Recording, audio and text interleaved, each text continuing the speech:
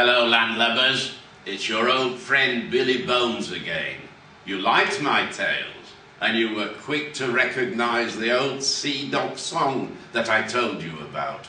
15 men on a dead man's chest, yo-ho-ho, and a bottle of rum. I'll tell you about pirates and their lives, something that you'll never read in books. I know how it was in real life. At the very mention of the word pirate, you will imagine a cutthroat in mismatched clothes, wearing a huge hat and an earring. But real pirates look completely different.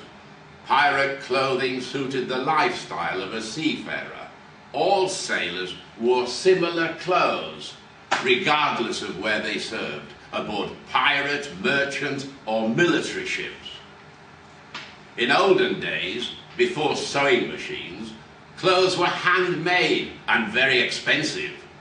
Sailors had only one change of clothes, and they wore them day in, day out, till they turned into rags. We pirates could renew our wardrobe from our victims, but imagine what those garments looked like. Clothes of sailors stained with blood and slashed in a brutal fight.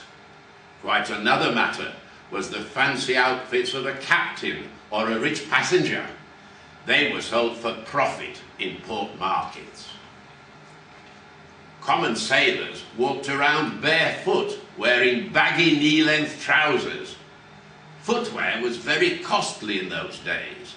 Also, shoes would have made it more difficult to walk on slippery decks or climb the rigging, while short, loose-fitting trousers made swift movement easier. Now, what about the earring worn by a sea dog? Some said that a golden ring in one ear was worn by sailors who had been all around the world. Others claimed that there was a practical reason for wearing a golden ring or a coin in one's ear. If a dead sailor's body was washed ashore, the person who found it was expected to bury it in a Christian way and keep the golden coin as payment. And those pirate hats with wide flaps, such hats would be blown off at the first gust of wind. No, pirates used to wear bandanas, pieces of cloth tied around their heads, which saved them from burning sun and howling gales and kept the sweat out of their eyes. My last story for today is about the main pirate symbol, the Jolly Roger. What you have in mind now is a black flag with a skull and two crossed bones. But pirate flags were of different colours. Each colour conveyed a message. Yellow meant ferocity and toughness of the attackers. Black ordered the victims to lay down their arms and surrender without a fight.